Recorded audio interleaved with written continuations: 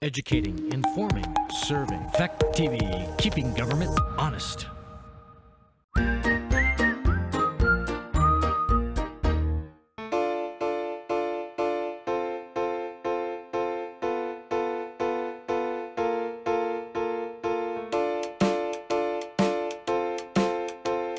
We should call the meeting to order.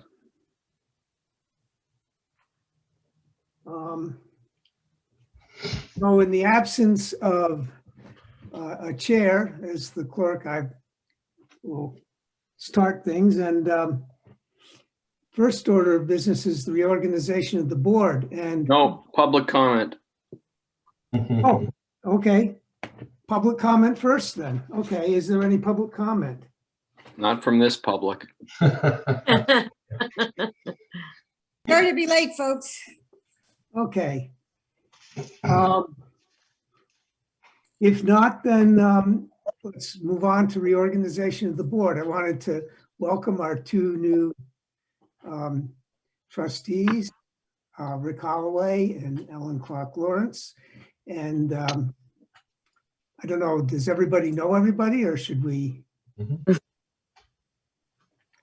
We at least, I think, know of each other. Okay. Then the next thing that we need to do is elect the chair and a vice chair for the coming year. So are there any nominations? I would nominate Amy as chair. Second. I'm happy to serve in that capacity. That's good. Who seconded? I'm sorry. Rick.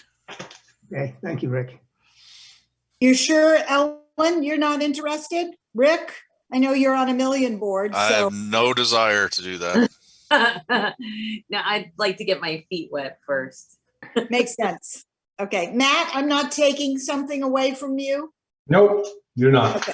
You made the nomination, so I thought that was probably the case. Okay. We have a nomination for Amy Howard. Are there any other nominations? I would move that we close nominations. I'll second that.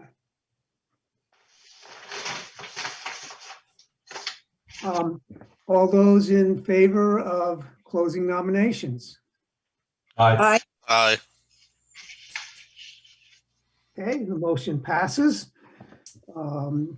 So then I guess I will direct the clerk to cast a vote for Amy Howard, who is now our new chair. Okay. So I will take Sure. over then. Do you want me to take over, Carl? Yes, ma'am. So let's talk briefly about the vice chair. I don't think I've ever seen a list of tasks associated with vice chair. Typically, that person serves in the absence of the chair to bring the meeting to order and carry out the functions of the chair. Would anybody like to volunteer for that? I would do that if nobody else wants to. Then I'll nominate Carl as vice chair. Okay, I'll second the motion. It's been moved and nominated that Carl serve as the vice chair. If there's no objection, I'll just do one vote. All in favor of having Carl as the vice chair, please signify by raising your hand. Oh, sorry. Oh. I'm raising my hand. Okay, great. So that is, what do we call it when everyone votes? Unanimous. There you go. Carl is the vice chair. Okay.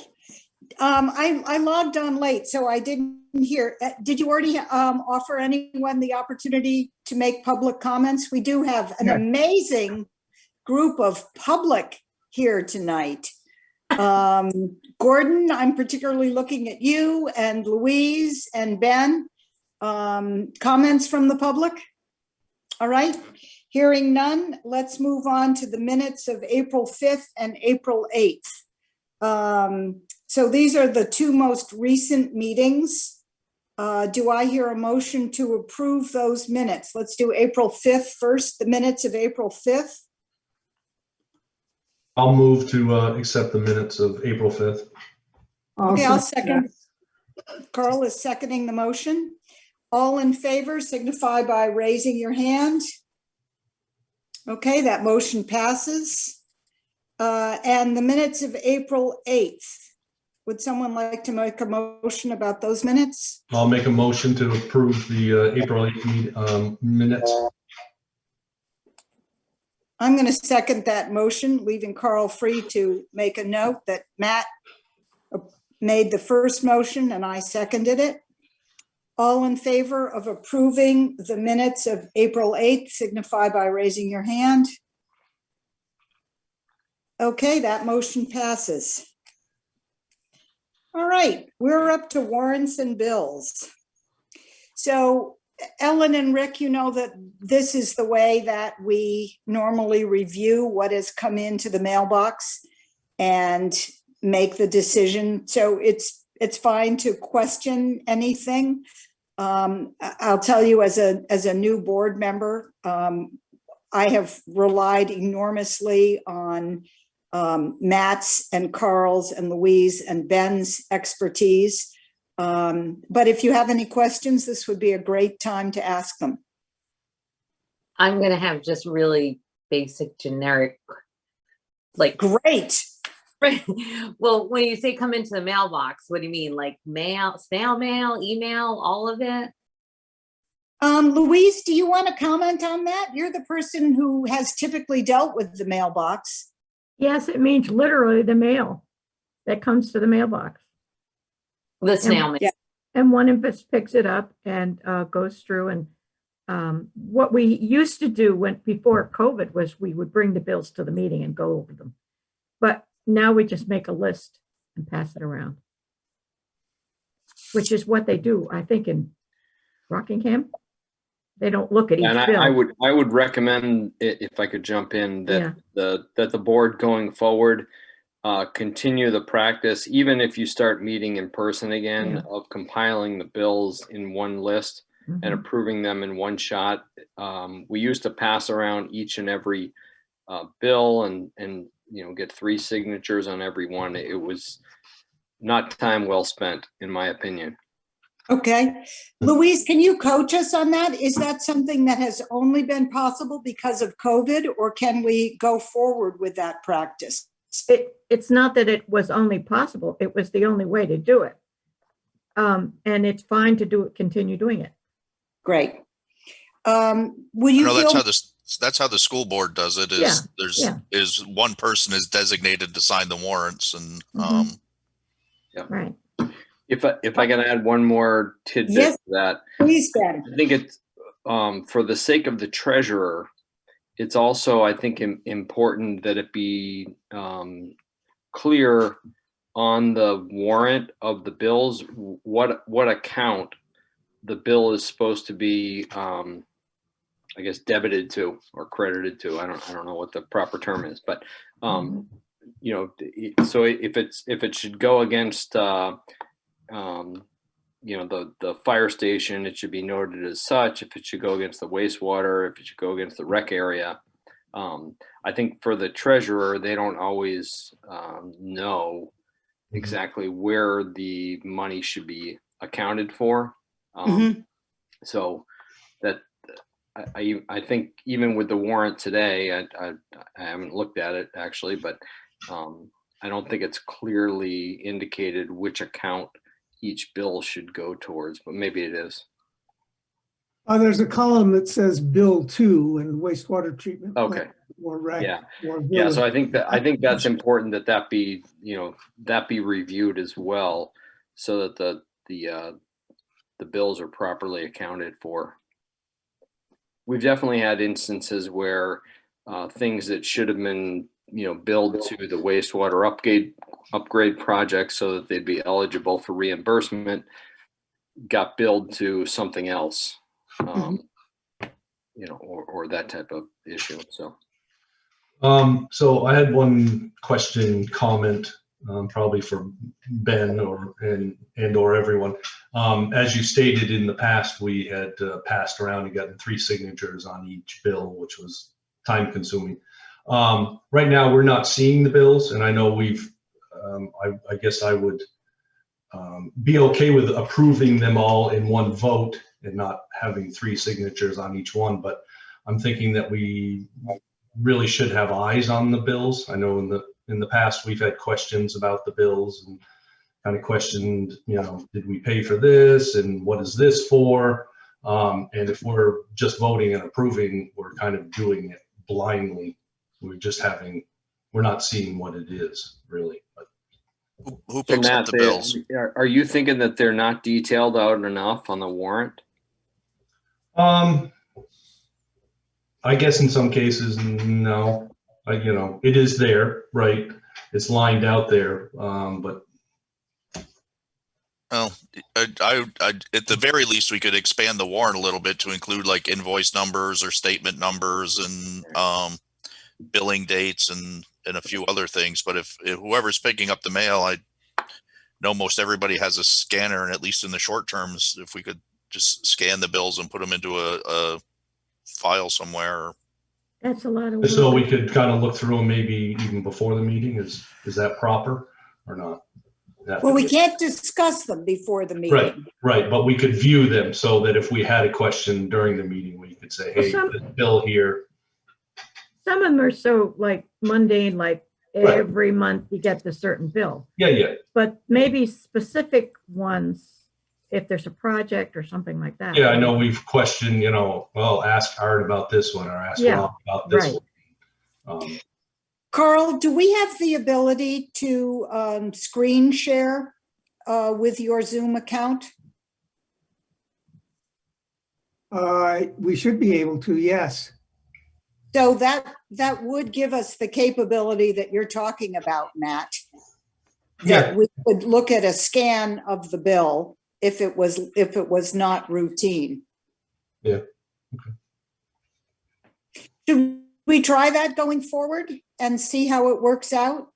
I have the feeling that at least initially, and I say this, I'm actually Zooming from Richmond, Virginia as we speak.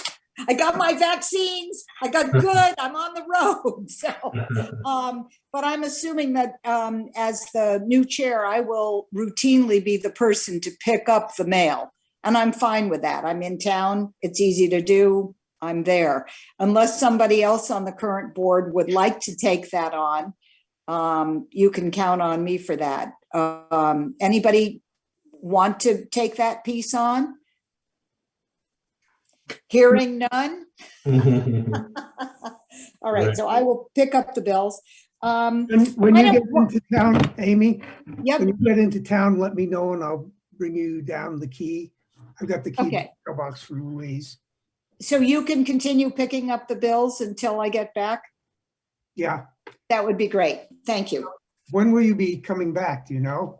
Not yet. November. I'm going out of town sometime around the end of the month, so I might, pass it on to somebody else on the board. I'll let you know who's got the key. I will be back by the 28th of April. It's very possible I'll be back a few days before that. I'll be here until after the 28th. Great. I can be the backup to Amy and Carl. So I'm writing that down, Ellen. okay. I can be the backup to Amy and Carl and Ellen and Matt. Hey. Then Rick and I can exchange mail at work. Yeah. So well, go ahead, Carl. I would like to go on. So we're proposing that we copy the bills and share them? Not yet. Not yet. I think I would like to begin. Like Louise, I feel that scanning the bills is a lot of work. At least with my home setup, it's a lot of work. So I would like to try the initial step, which has already been suggested, of making sure that the warrant contains a fair amount of detail, but offering that as a possibility as we go along. that we could, particularly if it looks like something complicated, then I think I'm happy to make the extra work, to take the extra steps to scan it and have it available to share. But if that's okay with you, that would be my plan. Ellen? I was going to suggest, if it does come to fruition where we start scanning, if you have an iPhone, it has a scanning feature that's Oh, good point. really simple to use. I use it all the time. So are you just taking a photograph or are you actually doing something else? You go to the notes Yep. and you click on the notes. And it's one of the new things. Yeah, and then you just click on to write a new note, and then there's a button here for a camera, and it shows how to scan. Do we have in the budget new phones for the trustees? I happen at the moment to have one of those phones like Ellen's. So that's a great suggestion. And another alternative is Ellen or I could bring it to work and just Yeah. put it in our fancy printer thing that sheet feeds, and it would take like 30 seconds to scan them all and send them out in a PDF form. Okay. Yeah, happy to do that too. Good idea, Rick. And we can put them all, if we put them all in an envelope and do that kind of inter-office transfer. I know that we're all really spread out and a long ways away from each other, but it would be pretty easy to hand that envelope off to someone. Okay. Yeah. So you So just let's begin with the low tech, additional information available in the invoice, the one big warrant. And we'll see how that goes. And then we have great solutions if we decide. And Matt, I make you responsible since you brought it up. If you decide that you're not getting enough information, we can deal with that as we go on. I would like to have more than one person available to sign the warrants. It seems to me that is something that would be good to have one of two people. Does anybody know, is it typically the chair and the vice chair who would take that on? On the school board, we usually just appointed someone Okay. to do it. I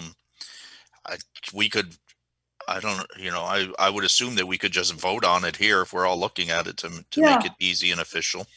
Matt, you have quite a bit of history with the warrants. Would you like to be the person to sign them?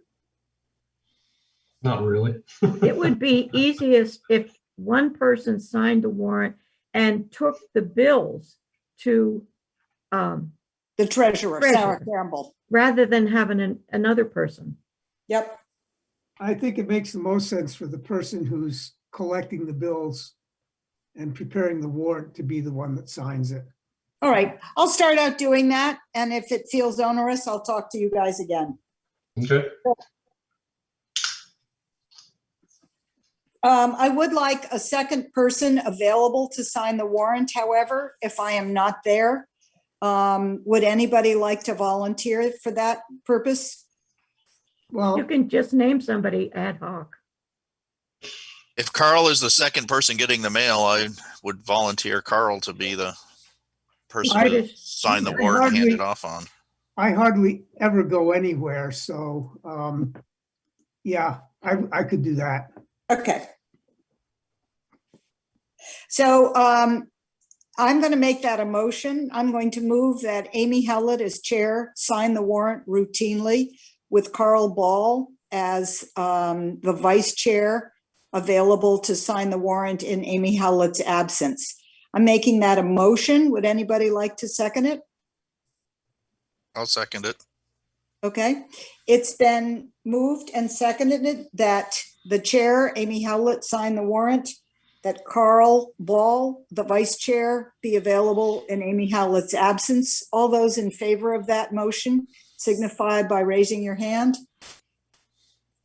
Carl, are you raising your hand? Yeah. Oh, there it is. Nice job. I got Carl, you were Yeah. outvoted anyway. That's great. Okay, so that passes unanimously. All right, so let us discuss the current warrants then. Does anybody have the figure? And I guess I need to hear a motion to approve the warrant, and then we can discuss the individual items on it. Okay, Make a so motion I'll to approve move. the warrant as presented in the for a number of $26,058.94.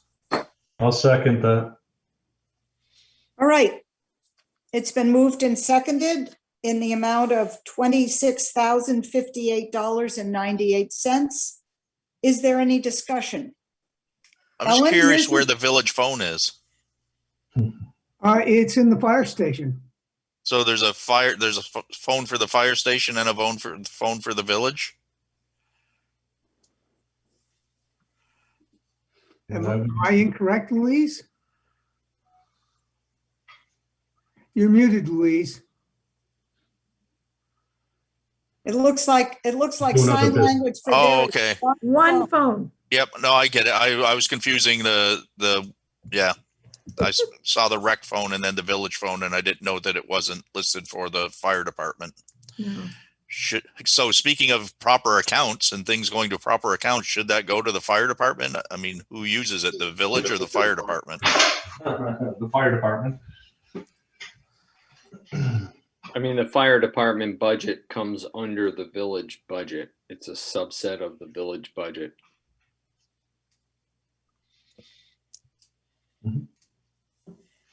Well, everything comes under the village budget, right?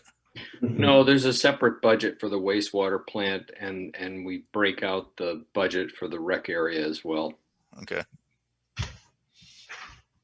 Not a biggie, just made me curious that we had a village phone. Mhm. I always thought that was just Louise's phone, the honorary mayor of Saxons River. Right. No longer. Emerita. That's the phone booth at Louise's house, where she changes into her Superman outfit. TARDIS. All right.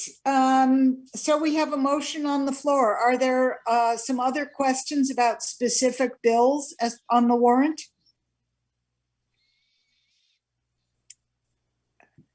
All right. Seeing none, I think we're ready for a vote. You want to read us back the motion, Carl, please? Okay, the motion is to approve the warrant as presented for the sum of $26,058.94. All those in favor signify by raising your hand. Okay, and I see no opposed. Well, are there any opposed? Oh, Carl Ball's hand did go up. Okay, it takes a second, Carl. It's interesting. So I it's have passed. to work on the reactions to get there. Okay, so that passes, and we're on to board meeting and email guidelines.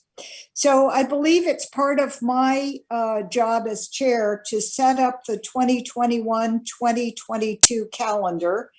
But I think the first question I'd like to ask our new board members is how Monday night at 7 p.m., first Monday and third Monday in the month works for you.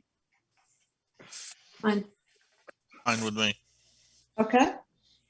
And older members, Matt, Carl, still good with Fine. you? Good with me. Sure. Okay, great.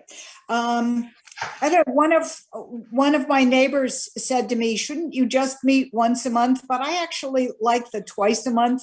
It prevents us from having special meetings. It seems that the meetings are shorter. But keep that in mind, especially as we go along, if it feels onerous to you. So meetings will continue on the first and third Mondays of the month, commencing at 7 p.m. Amy, Yes. I would just point out that occasionally we do only meet once during the summer if there's nothing going on. So should that go in as well? Is that June and July or July and August? I can consult previous calendars and model it on that. Does that sound like an appropriate way to do it? It's not You a. should have a copy of the calendar that Louise prepared for 21. I do. No, I don't think that it was in the calendars meeting only once. I think we just voted at the meeting not to meet in 2 weeks Mhm. because nothing was happening. Okay. So that it was on the schedule, and so we would just cancel if there was no need. Okay.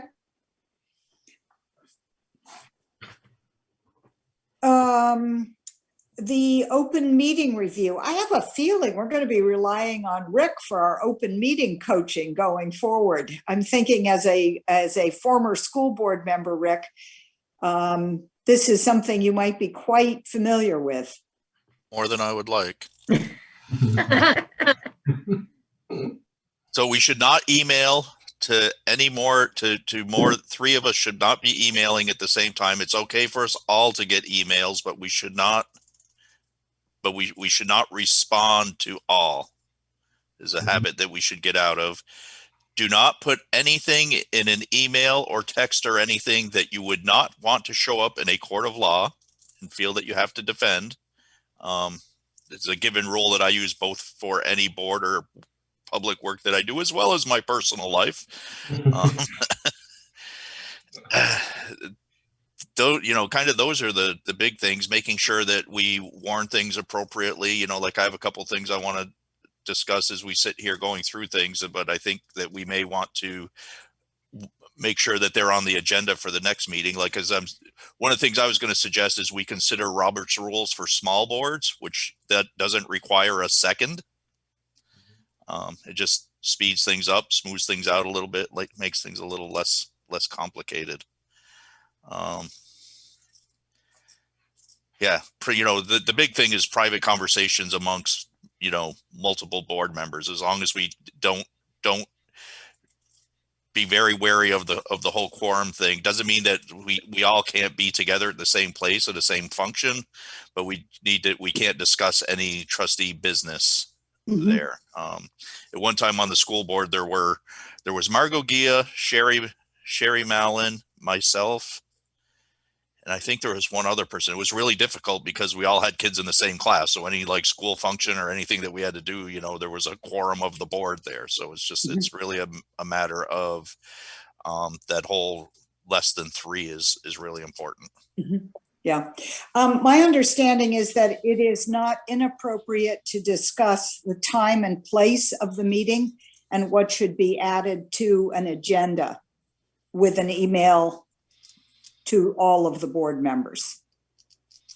But any discussion beyond then is inappropriate.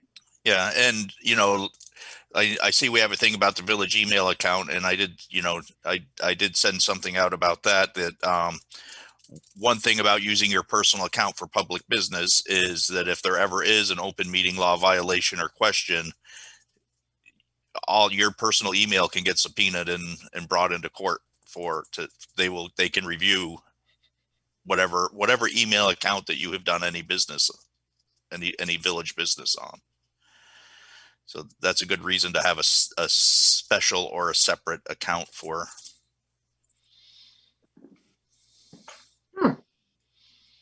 I think you had mentioned a way to separate our individual use of the Sax Riv Gov account. Yeah, I did a little bit of research, and it's like, I think it's $20 a year for a small shared account that would allow up to 5 additional email addresses, which is about the right amount for the board. And, as I said, we could have matt@srgov.gmail.com and Ellen at, it's one more account to check, but it does for this board, I don't think that we really have a whole lot to worry about, but it is something to consider. I think it was like $20 a year to set that up. I think that would not be an unreasonable thing to do. And our official email then that's on the website would all be consistent. It would all be at SaxRivGov. And it would look more businesslike, and also people wouldn't be grabbing hold of your email and all of a sudden you're getting funny personal email messages from people who've trolled the website. Yeah, there was nothing more exciting than getting on Jimmy Mitchell's email list when I was on That's the the one I was. Yeah, I was on there for a little bit too. Yeah, I figured out how to block that one quick.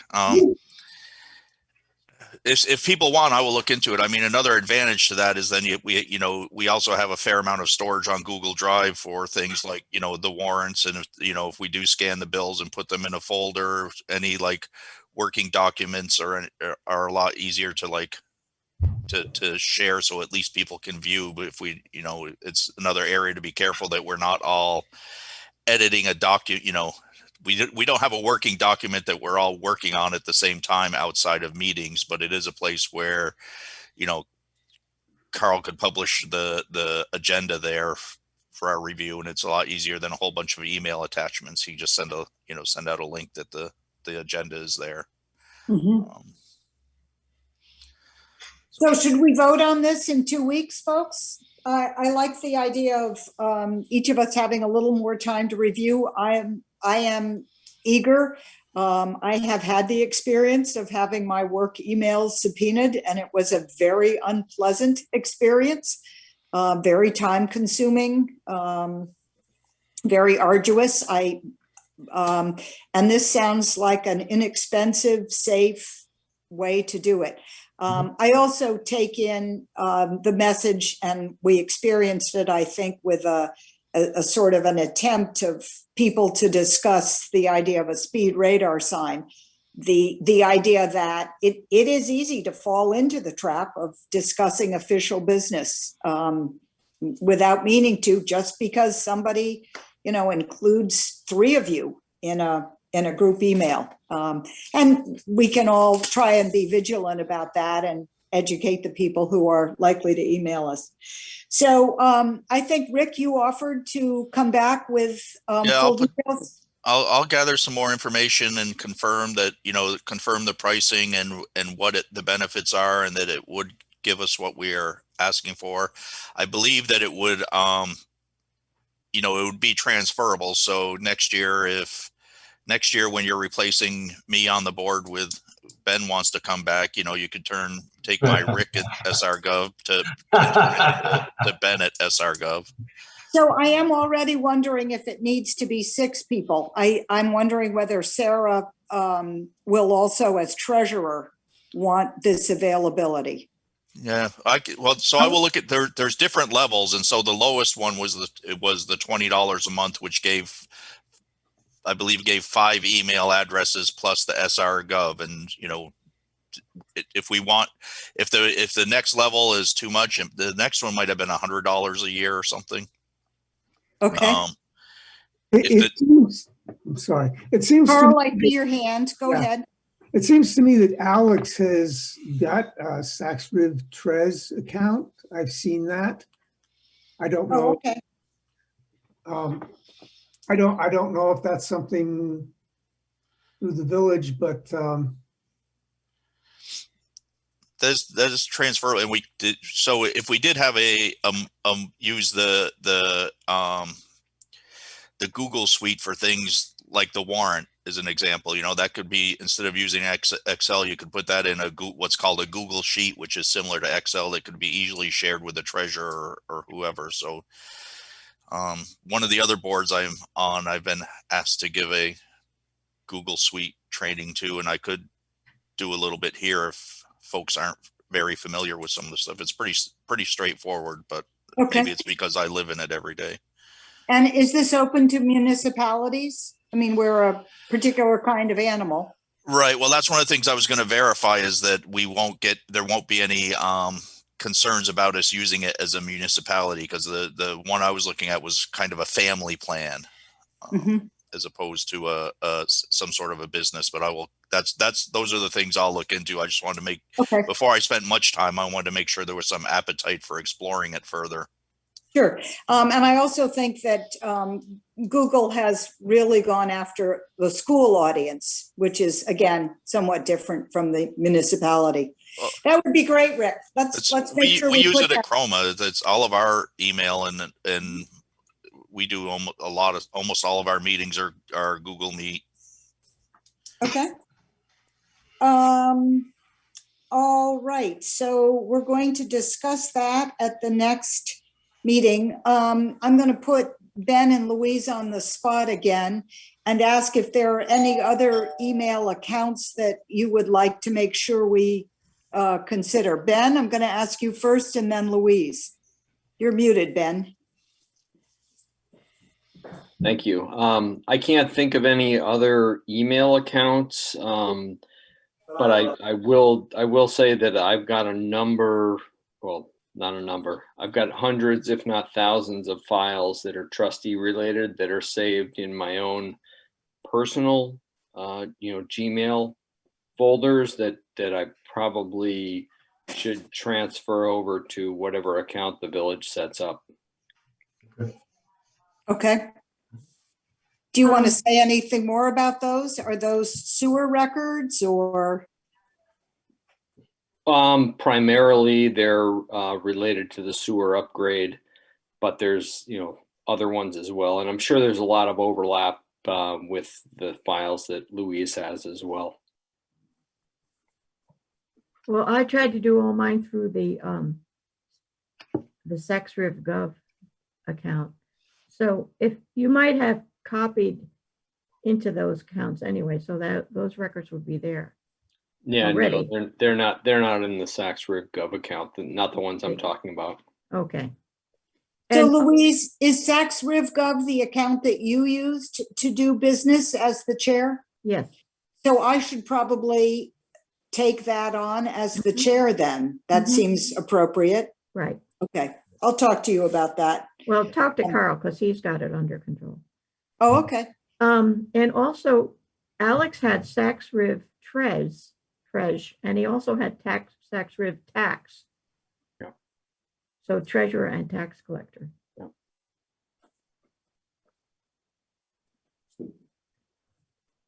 Well, so maybe we should have him talk to Sarah. Sarah about that. Yeah. She just needs to get the passwords. Okay. What do we do about Ben's files? I guess we wait to see what Google Suite has to offer.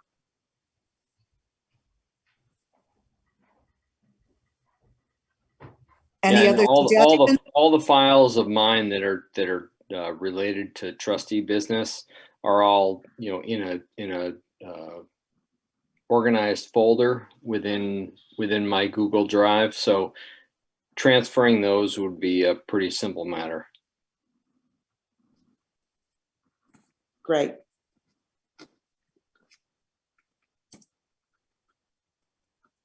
Carl, are you recording these details so we have them to Yeah. review? Yes, Great, thank you. I'm recording the session. Oh, great. Well, Recording- I'd like to make sure that they turn up in the minutes so that I'm taking some notes just so I'm clear myself on what to do, but it seems to me that we're going to come back to some of these things. What is it you particularly want to appear in the minutes? That Ben has an organized folder in Google Drive, which he would be happy to transfer if Yeah. we end up going with Google Drive. And that these are files which are necessary to the village trustees.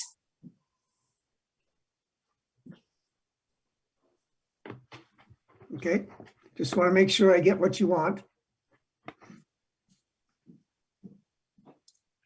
All right, I think we've discussed the village email account. Open meeting review. Ellen, how's your open meeting background? Do you have some questions for us? I don't have anything specific. I think it'll be more as things come up. Perfect. I do have to make myself more familiar with with the rules. Well, I think one of the best ways to learn is by having open discussion during meetings prompted by someone who knows the ins and outs of it. COVID kind of sent us this wild curveball So for example, we've been able to meet completely virtually. Normally, we would have had to name a physical location and have someone there, as we did for the annual meeting, just to make sure that people who were not comfortable with electronic means of meeting also had a way to get in on the conversation. It'll be interesting to see what happens with that when we feel safe about face-to-face contact. But I think, you know, coming to meetings and asking questions is a great way to figure it out as you go along. Rick, are there any other issues that came to your mind as we started out? No. Okay, good. All right, the next list on board meeting and email guidelines is Zoom account. And I think, Carl, you might be the person to address that. I'm the one that wanted that on there. So somebody on the board, and I think my personal opinion is it should either be the clerk or the chair, should have a Zoom subscription that the village will reimburse them for, so that we can schedule a meeting without worrying about time limits and the other things that happen with free accounts. We're using my wife's account this evening as the first time I've hosted a meeting and the first time I've tried to switch accounts and steal somebody else's, and it's not something I want to continue doing. So I think one of us should get, or the village should get and have one of us be the owner. I don't know how you did that, Louise, but we should have an account where we can do this regularly. And so whoever is setting up the meeting, actually, I think it makes the most sense for whoever is setting up the agenda to do it, because then the link to the meeting can be in the agenda. And then it'll be, when you send it to me to publish, it'll be published. Louise, can you respond to that? Not really. So I just set it up the way you set up a Zoom. Anybody sets up a Zoom account, and So my question for you is, did you pay for the subscription yourself? I paid, well, we started out, I charged the village, but then I was using it for my own personal use, so I stopped charging. So it's $15.99 a month or so to have one that has unlimited time and unlimited number of people. So it seems to make sense, Amy, that you have that account and get paid Yeah. for it? Yeah, okay. Sounds okay with me. Do we need a Any motion for that? objections? Carl, would you feel more comfortable having a motion on that? We haven't named it on the agenda. Why don't, well, let's see. Well, We it have says Zoom account. So. It does. Okay, you're right. So I'll make the motion. I will move Thank you. that Amy Howlett obtain a Zoom account for the village and be reimbursed for the cost of it. I'll second that. It's been moved and seconded to have a Zoom, that Amy Howlett acquire a Zoom account to be used for meetings of the village trustees. All in favor signify by raising your hand. I'm raised. Okay, and it was unanimous, so there is no one opposed. Okay, great. I'll do that. Okay, conflict of interest and ethics policy. I believe this is the meeting when typically we discuss conflict of interest and ethics. And I believe, Carl, did you send those policies out? I sent, yes, Louise prepared a document for 2122, the policy regarding conflicts of interest and ethical practices, with a space on it for each of us to sign. It's the same as the policy that is currently posted on our website. And you should all have a copy of it.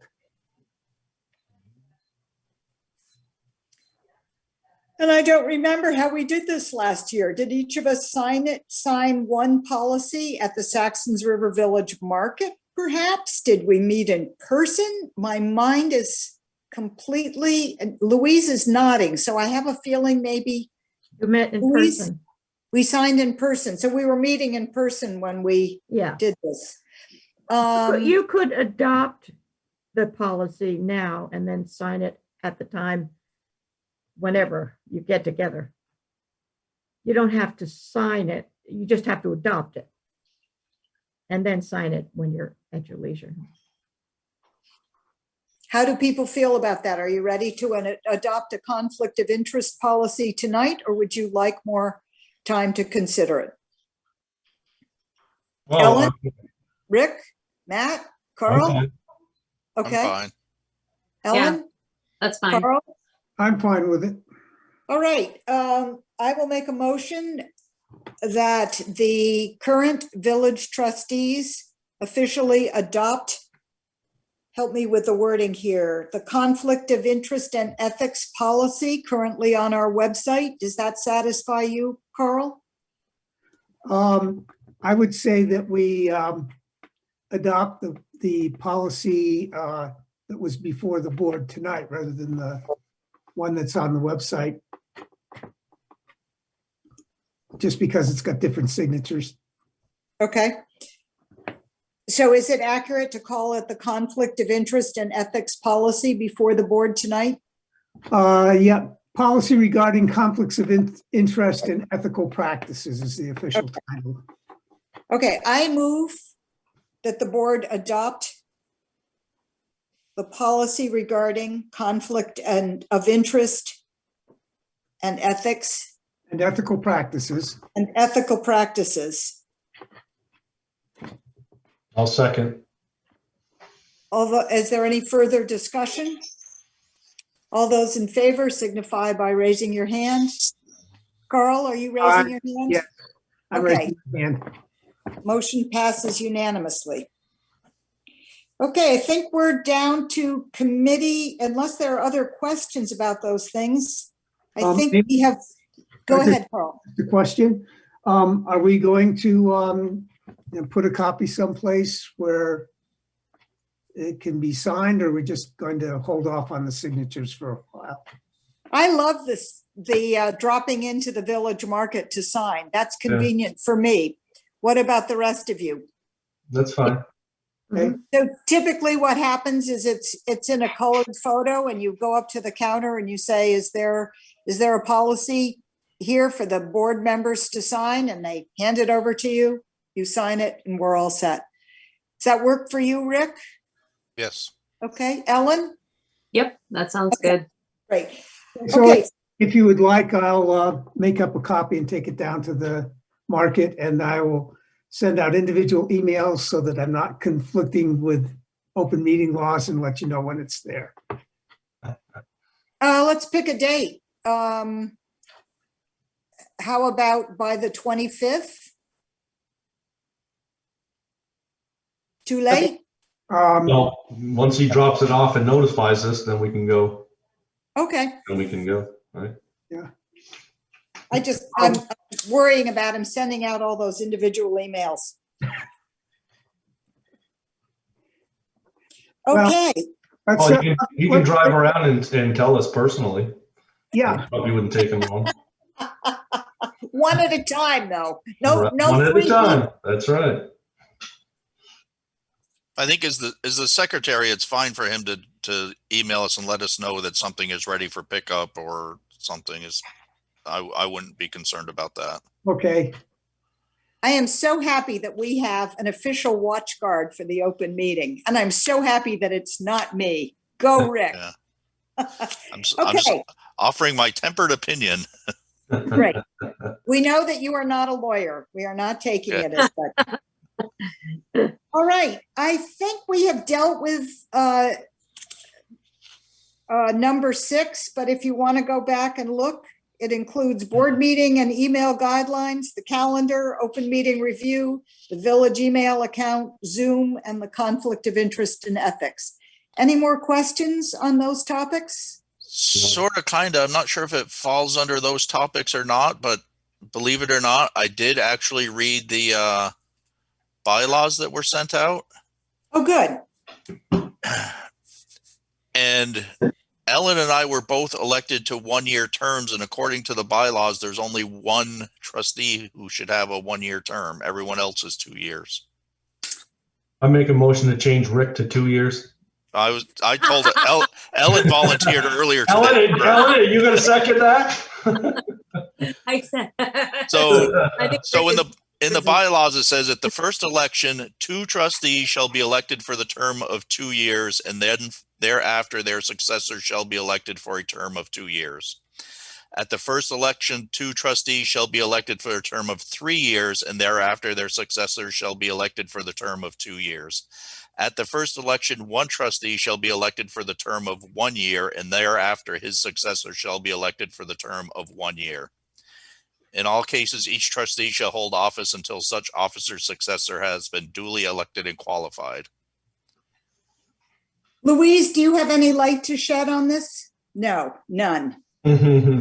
I also think we should add an agenda item sometime to update the bylaws to modern language where it says he or she or they. Yeah. So Amy Howlett was supposed to do that last year and she never got around to it. Okay. So I'm sure I'll have much more time on my hands this year. I suggest that we let things go for right now. I am a little bit leery of fiddling around with something that we did at annual meeting, but tell me how you feel. I agree.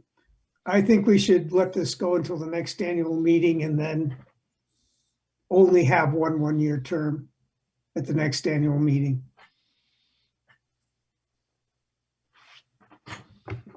I'll tell you what if we put it on the agenda for next meeting and see how we are by then?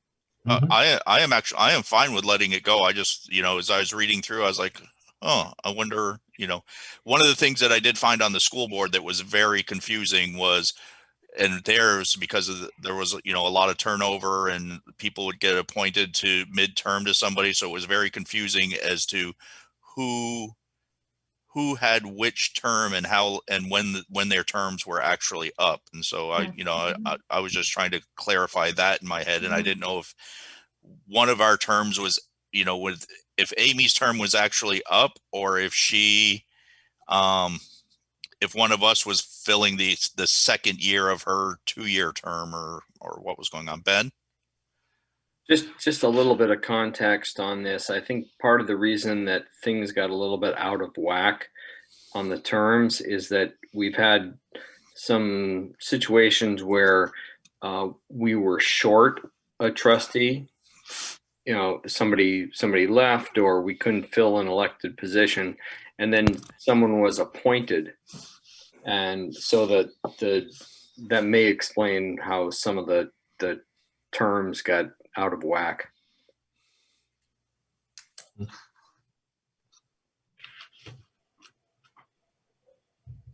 Amy? All right. So Amy? Louise would like to be recognized. I can't remember anybody serving for a 3-year term. So in the bylaws, that was the original, whenever the bylaws were written in 1997 or whatever it was, that it was at the first meeting, it was a 3-year term. And then after that, it was 2 years. Oh, okay. I get you. So there should be 2 people for 2 years, 2 people for 2 years. And then there's a 1-year term that should get elected every year. Okay. Which means three elections each year. I always thought it was 2 and 1, but I don't know. Well, it's something that should be straightened out and okay. make note of. Let's put it off at least until the next meeting. Okay. We also have the Vermont League of Cities and Towns to coach us through legal questions and help us with what's appropriate to do if we get in hot water. I don't think this is a super hot water situation. And frankly, so grateful that Ellen and Rick, you volunteered to come from the floor and run for these positions. That was huge for me, the idea that we have a full board running. I didn't run, and you know that I begged people to do this, and I have never been a big fan of like the merger and handing things over to Rockingham. So when you put that concept out there, it's like kind of what I'm more of a fan of Saxons River seceding from the town of Rockingham than I am merging with the town of Rockingham. You know, I understand that completely. And that is frankly why I put it in those terms. So I apologize. It was a mean, low trick. I'll try Yeah. never to do it again. Louise. Can I just point out that there are 3 people waiting to be address the issue of the radar thing, and you should really move it along. Thank you, Louise. Maybe skip to them first. You. Okay. Why don't, if hearing no objection, why don't we immediately discuss the speed radar for Lower Village, Westminster Street, and we will return to our regular agenda afterwards. Are there any objections? Well, Okay. Okay. So it looks to me like we have Paul Hopkins, Maddie Bergstrom, and Gordon Korstange. Is it true that you are here to address this question? Yes. Yep. Great. Yes. So Gordon, you spoke up first. Well, I've been impressed by how well the speed radar system works in the, by the way, we're the upper village, lower village.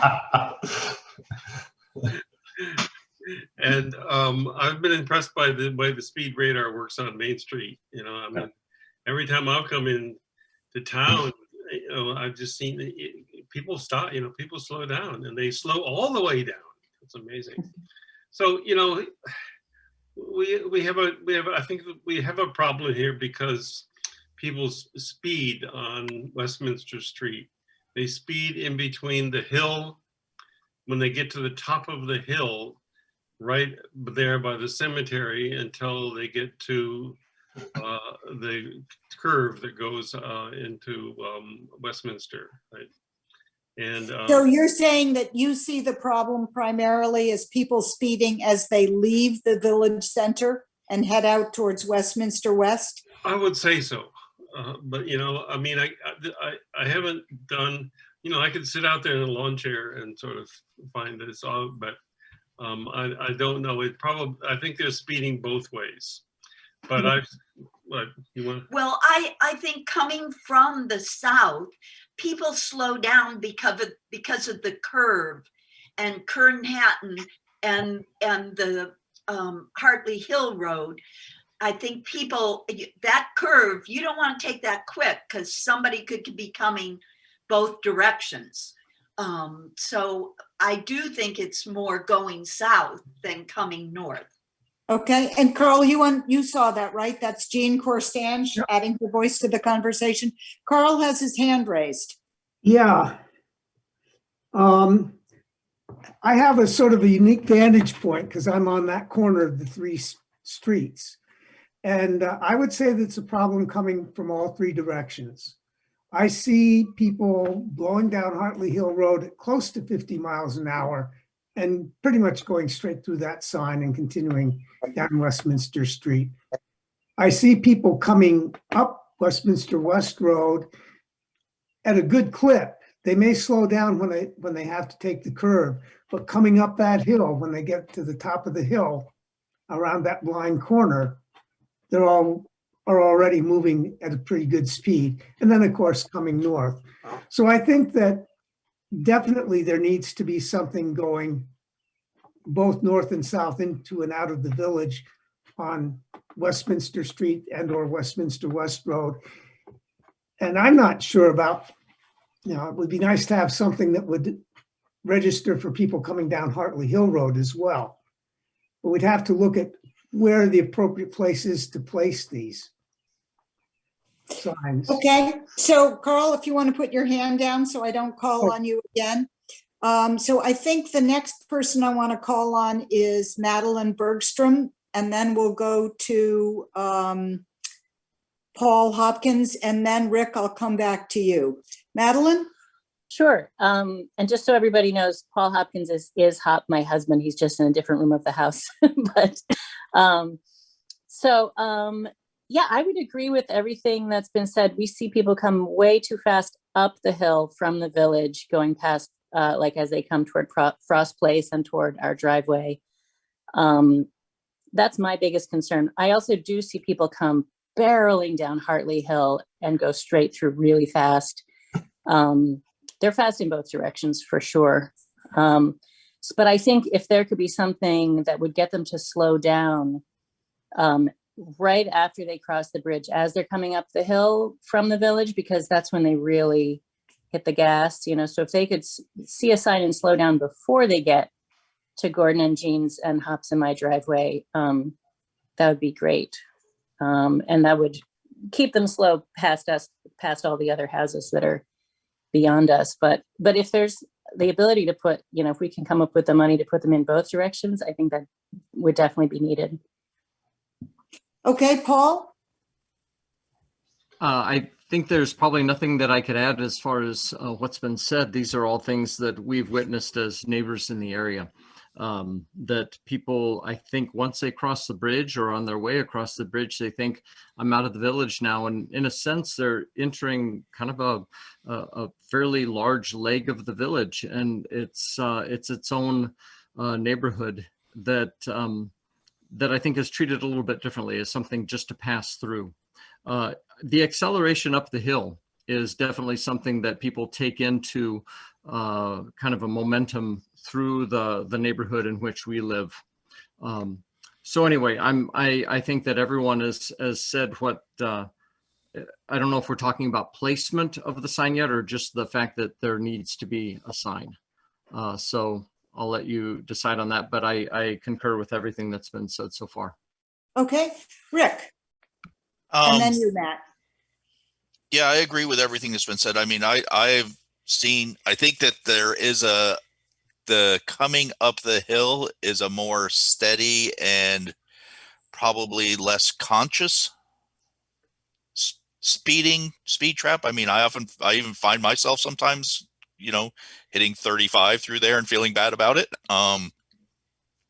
But 35, it really isn't fast compared to some of the people that drive through there. The people coming the other way, I've actually felt that people were doing it just to torment us when we were out there walking, because, you know, some of the people coming the other way, it's almost like they're doing it out of spite. It feels like they just like see you walking and decide to like hammer down. And, you know, we've been here coming on 18 years now, and it's been a topic of discussion about how do we get people to slow down out there.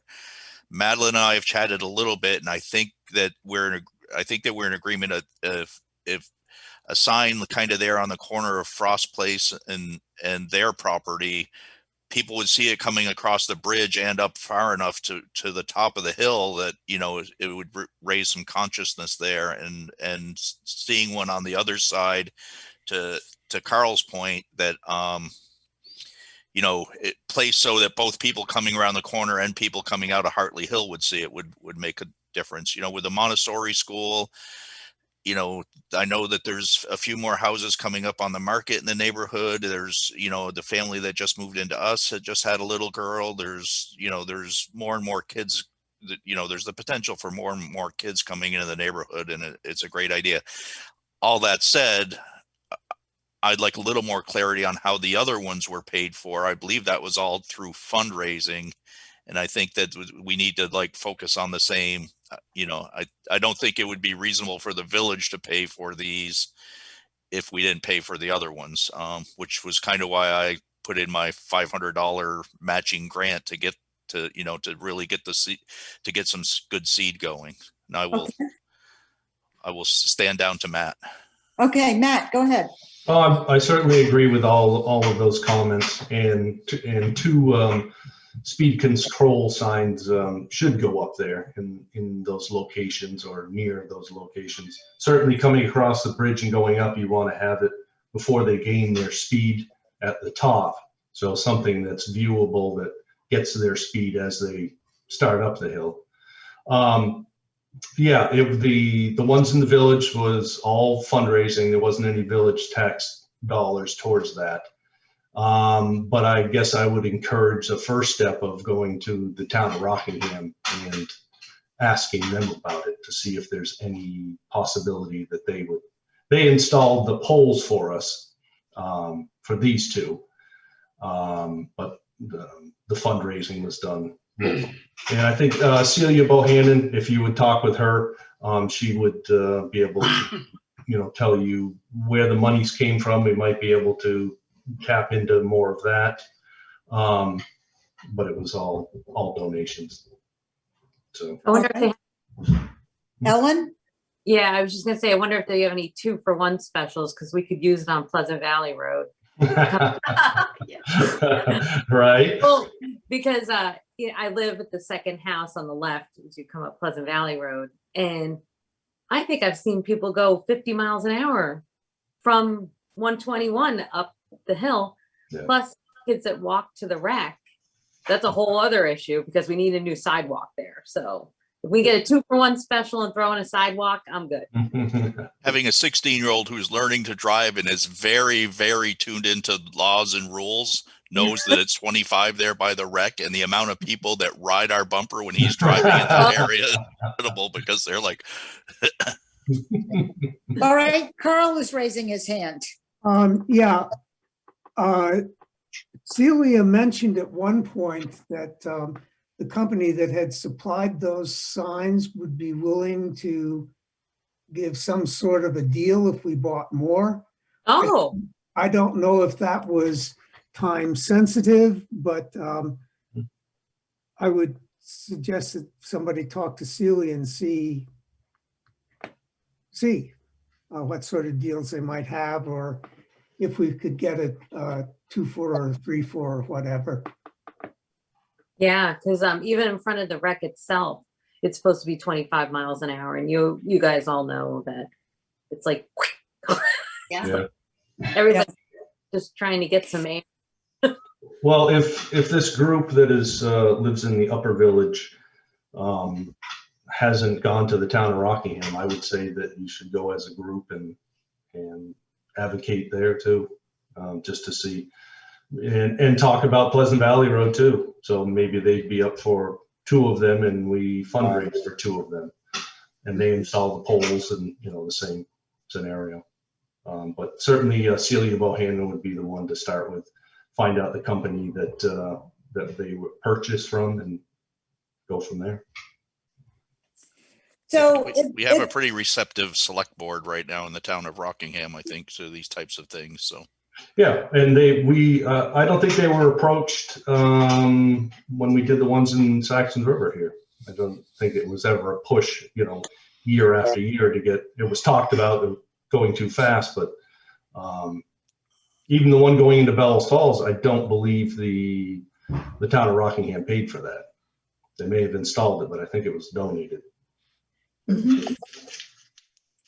So is there some interest in our guests tonight and taking this on as a project? Yes. Who Definitely. said that? Paul? I did. Gordon, Started. great. Great. So Gordon, it sounds like, I had a question though first, but okay. which I could probably find out on my own, but isn't it usually the case when there's a school that it's officially a low-speed area, and that, I mean, I don't think there's any signs around the village school, but usually when you go in the school area, I mean, my GPS warns me, that you have to slow down. So we have the Montessori school there. So is this a state law, or is it anything like that? Anybody know? it My might only be, guess would be that that's a private school and not a public school. I thought about That's that. okay. Yeah, that's all. Because It's still- there's it's still kids. So and I don't know if it's anything we have to vote on, but I'm willing to be to work with Gordon and be the trustees representative. Liaison. That sounds good to Liaison. me. Yeah. Does that work for the members of the board? Hold on, Paul, I see your hand. Does that work for the other trustees? Sure, absolutely. Okay. All right, Paul, did you have a follow-up? Does that work for question? Gordon? Yeah, sure. Call us a hitman or something. No, no. Wait, wrong word. Sorry. Paul, I wanted to make sure I don't cut you off. Thank you. I just wanted to make sure that I wanted to know at what point would it be too early to bring up ideas of placement of these? I was kind of pacing around the road, and I was thinking of some of the places for drivers driving south, that there's a little kind of an out right between the two Tenney lumber driveways. There's a 25-mile-an-hour sign already in place, and it's set off. It's a grassy area that's set off by granite curb, and this would be right as you're going up the hill, but after you've crossed the bridge, and it's situated in a similar way that the sign is when you're coming in from Bellows Falls, comes in after the bridge. And I'm just proposing that might be a good spot for the placement of the sign. It's as the people would otherwise be accelerating, they get a good chance to see it, but it's certainly not after the fact. It's certainly not after, putting the sign at Clark Street would be too late. Hold on, Louise. Hold on, Matt. So I'm going to suggest that we encourage you to research this, to talk to Celia and find out what she ran into. I suspect there may be some regulations that come down from the state or from the town of Rockingham that, will make what seems like such an easy thing at least a little more complicated. So let me ask that question to all of you. Do any of you have any special expertise in this area? Matt does. Good. So, well, I don't know about expertise. So a couple things. One, I don't think tonight is when we need to decide where it's going. We passed over wastewater treatment, and I think Ben is wanting to wrap that up with us. What we did with the two that we installed was we had Mike Hines come out. I put stakes in the ground after we discussed where we thought it should go. We put a stake in the ground, and he came by and said, yep, that looks good, or no, it didn't look good, and that was that. Okay. So And I really would like to move back to the wastewater treatment plant. Okay, hold on, Matt. So just, you can find contact information for our highway department on the website. It's Andy Howarth now. I think the idea of going to the town is good, but I would suggest Celia as an initial person. And I'm so happy that we already have Rick volunteering to be a liaison and Gordon offering to be in charge. I've also had a neighbor or two contact me and say, I'd like to donate. So come back to us when you have a structure for that, please, Gordon. And I think as individuals, we're obvious targets until we make it clear that you, in fact, are the collecting agency. Any other things we need to send this group on the way?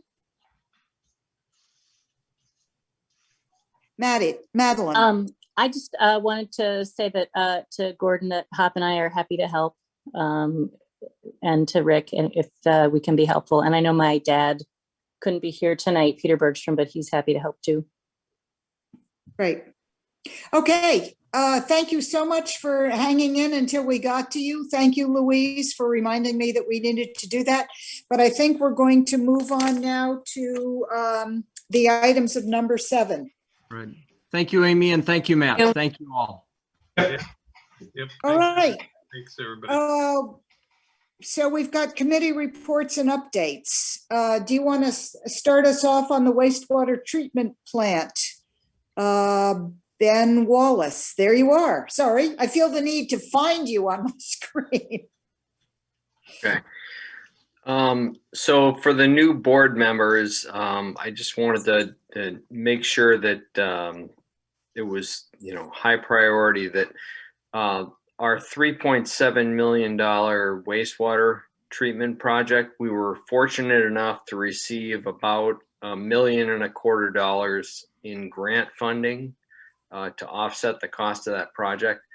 The way that, and all of that grant funding came from USDA. And the way that that works is that you first expend all of the loan funds.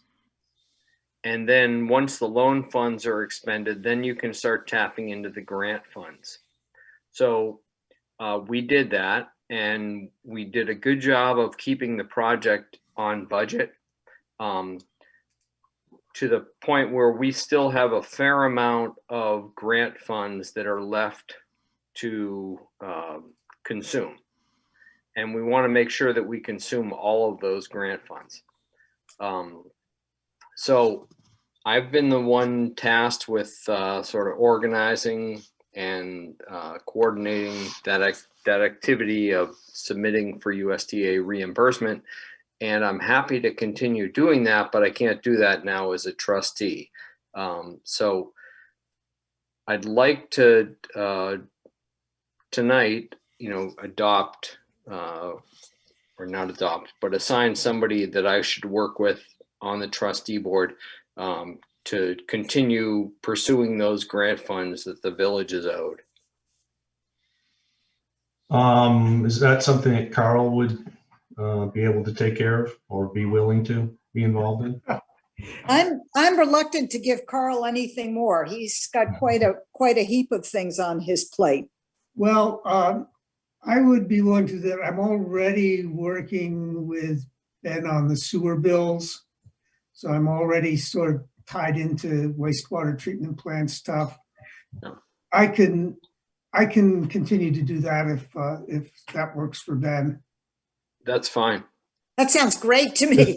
Is there a number that you can share with us that's still available, Ben?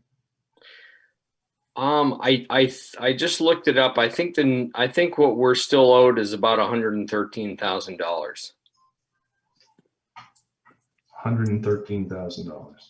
So we're, just so I'm not ignorant here or sound ignorant, we need to spend $113,000 down at the sewer plant?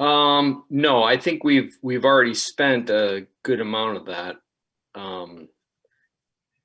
And So we don't have an updated number of what's remaining to. That's correct. Okay, how do we attain that? Because the storage building was part of that, and I thought. Correct. Yeah. Correct. Okay. Yep. Yeah, that's the work to be done.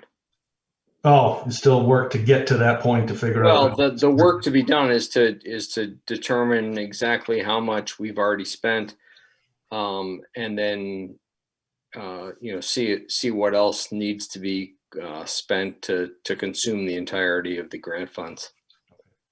All right, so that's the process that you would work with Carl to. Correct. Okay. All right. Yeah. And it's a matter of, it's a little complicated because there's certain things that are eligible for reimbursement and certain things that are not. So, but we need to get it closed out soon, because USDA has recently reached out to us and asked to close things out now that the project is done. Mm-hmm. So Ben, you're outlining a process where Carl works with you. You continue submissions until the funds are expended, and you're thinking that can happen over a relatively short, finite period of time? I hope so. Okay, sounds good to me. Do you have a time frame in mind? The next 6 months, the next 3 months? I would say closer to 3 months than 6 months. Yeah. Okay. Yeah. Well. Okay, so Carl should be my main contact. Mm-hmm. Yeah, You're willing, right, Carl? I'm willing. Okay. Right. Congratulations, Carl. Thank you. And thank you so much, Ben, for continuing to serve in Yes. that capacity. Yeah, I mean, this is a significant, like a lot of money compared to the rest of the village budget. So. Mm-hmm. Great. Yeah. Well, thank you for Yeah. seeing this to the end. That's very, very helpful for the village. Mhm. Are there other updates for the wastewater treatment plant? Louise, you want to talk about the insurance schedule, removing that building?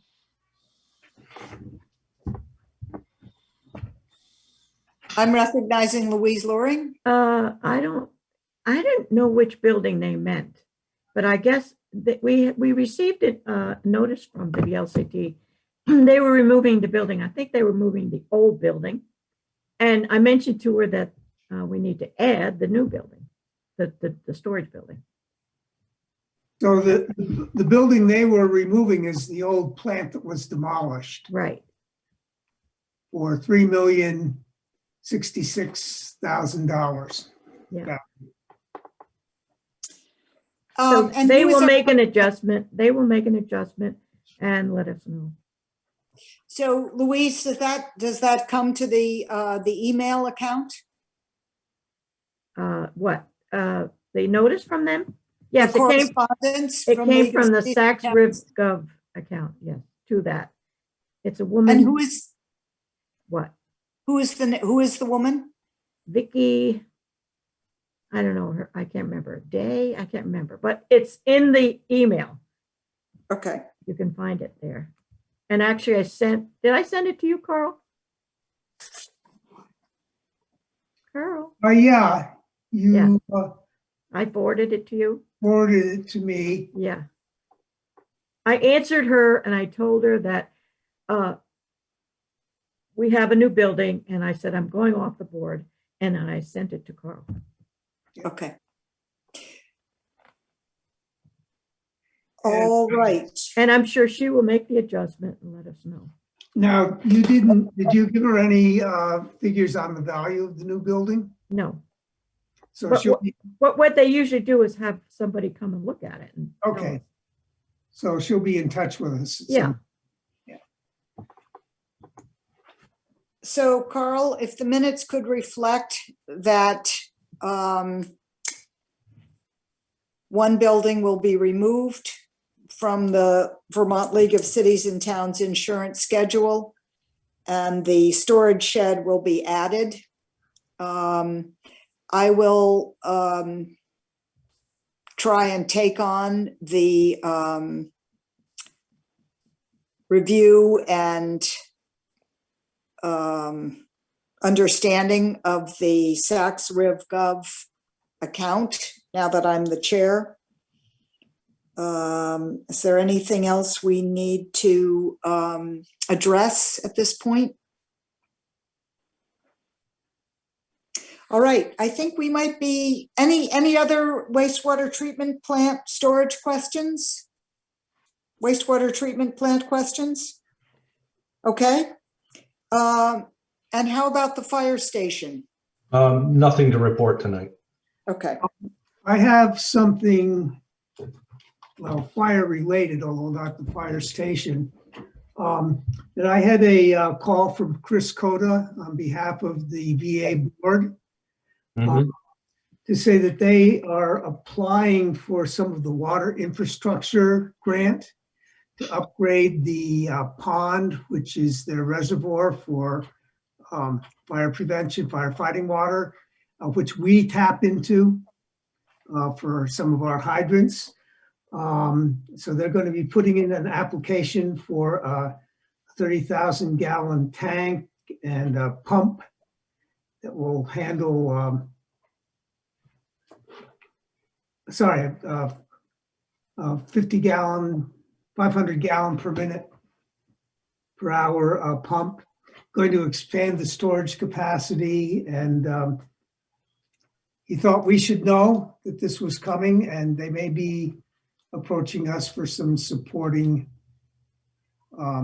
documentation for their grant. They're also talking to the town of Rockingham.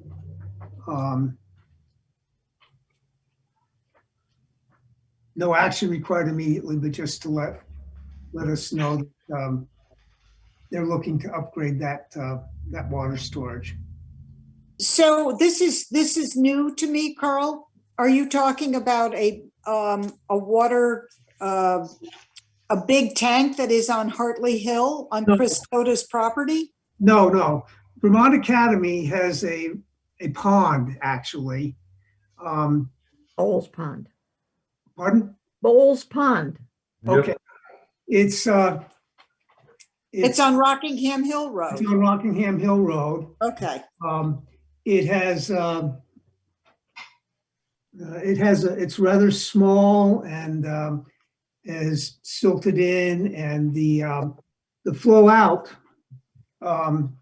is not adequate to handle a big fire emergency or multiple fires in the village.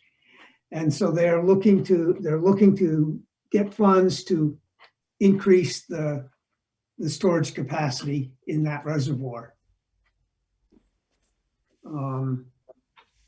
which would benefit us because it would increase the amount of water available for firefighting in the village. I don't know exactly where all the hydrants in the village are located. I know there's one near us. But there are, what, 4 or 5 hydrants? The ones up here in the upper village come off of the Warner Center. There's the one across from Main Street Arts on Main Street, and I believe the inn is sprinkled by sprinkler system is connected to the VA.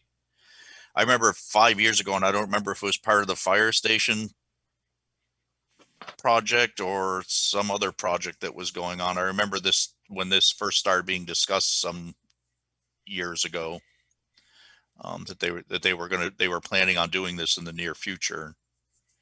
At the time, I think it might have been the fire station at the time. It's like, yeah, you can connect. We need to do this if you want to pitch in for it.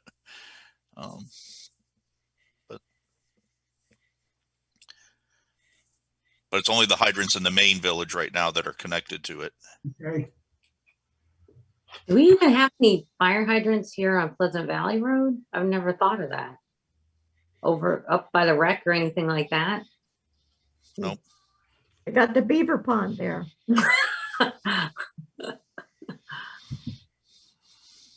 Yikes. What's next on the agenda?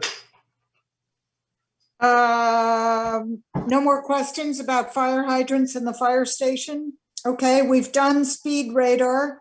The downtown and village center webinar, it's just a point of information. Saxtons River is a designated village. I felt like I didn't know much about the whole thing. So when the webinar came through, I thought that I would sit down and take it. Any of you are willing, it's fine with me if you want to take it as well. But just to be a little more aware of what is available to us as a designated village. And I'm not even sure I have the terminology correct on that. Louise, do you want to comment? Designated village center. Thank you. And it has to do with tax credits. And we were the first village center to sign up in the state of Vermont. Oh, Right. Yeah, many years ago. And we have been one all along, and I think it's every 3 years or so you have to re-up. And Celia and I went to Montpelier last time. That's all I remember. But Gary Fox also, because Bellows Falls is involved, you can contact him and he could help. Great. As Okay, the so development director. Yep, I know Gary Fox. I know. Is there any other business to discuss tonight? All right, hearing none. Do I hear a move to adjourn? Motion to adjourn. And I don't think we need a second on that. I think we're all set. Thank you so much for coming tonight and see you in 2 weeks.